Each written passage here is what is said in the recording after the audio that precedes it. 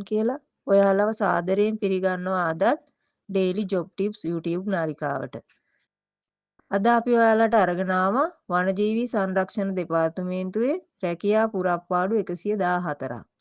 ඒ සඳහා අයදුම්පත් මේ දිනවල කැඳවනවා 2026 ජනවාරි 5 වෙනි දිනට පෙර ඔබගේ අයදුම්පත් යොමු කරන්න ඕනේ.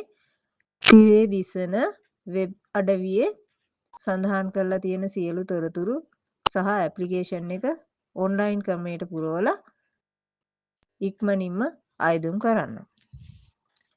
හරි. දැන් අපි යමු වීඩියෝ වලට.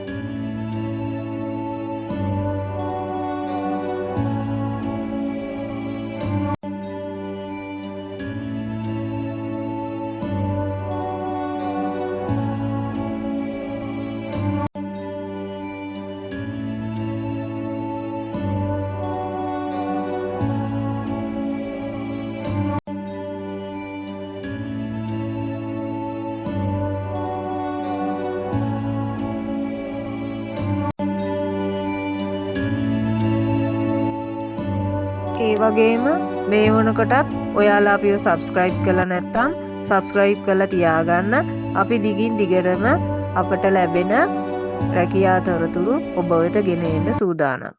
ආයුබෝවන්.